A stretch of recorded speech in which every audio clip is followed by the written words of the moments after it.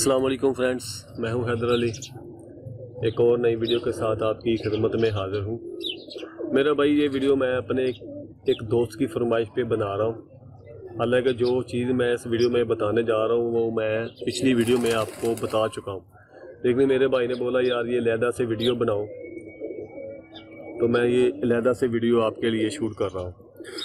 तो इस वीडियो में मैं आपको बताऊँगा, जब आप कबूतर के पर उखाड़ देते हैं, कबूतरों को पर पुटाई दे देते हैं, तो अमूमन अक्सर हर कबूतर में ये चीज़ नहीं होती। कोई एक आध कबूतर का कोई पर, एक आध कबूतर में पर थोड़ा छोटा रह जाता है, गुल्ला उसका छोटा रह जाता है।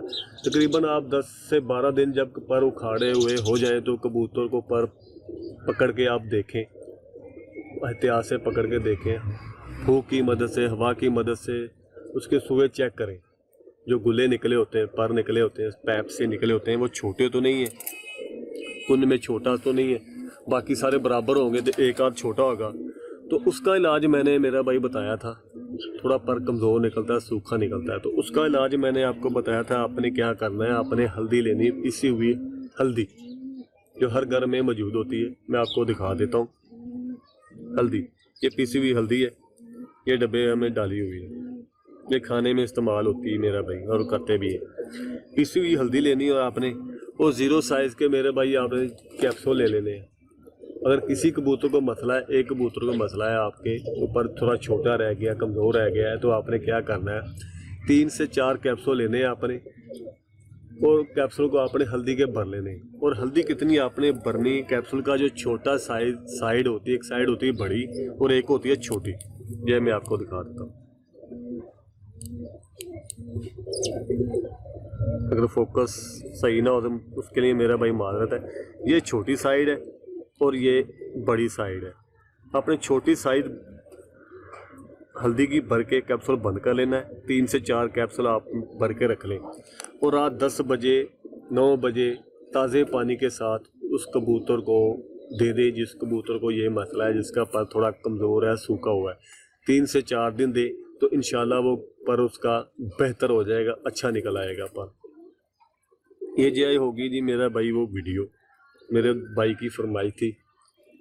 तो बहुत से मेरे भाई कमेंट्स कर रहे थे जी पानी कौन सा डालना है, पानी कौन सा डालना है। मेरा भाई अभी आप सादा पानी ही, ताज़ा पानी ही इस्तेमाल करें, ठंडा पानी इस्तेमाल ना करें। ताज़ा पानी सुबह के टाइम बोरों के साथ, दाने के साथ हल्का सा गर्म करके ताज़ा पानी हो, पीने के काबिल हो, वो पानी इस्तेमाल करें।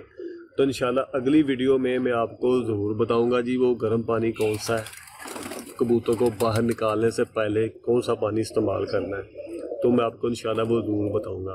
तो एक और मेरे भाई ने कमेंट्स किया था जी, देसी घी पर पटाई से पहले इस्तेमाल करना चाहिए या बाद में इस्तेमाल करना चाहिए। मेरा भाई हर बंदे का अपना अपना तरीक़ाकार है।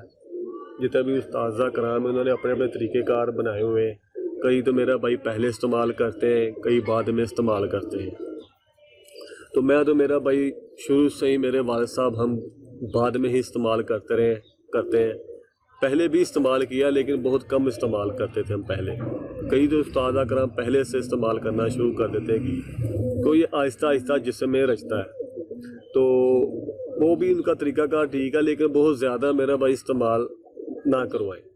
तकरीबन 10 से 12 दिन पर पटाई से पहले इस्तेमाल करवा लें, फिर उसके बाद आप छोड़ दें। फिर उसके आपने जो मैंने आपको दाना पानी बताया, वो दाना पानी उनका अच्छा करें।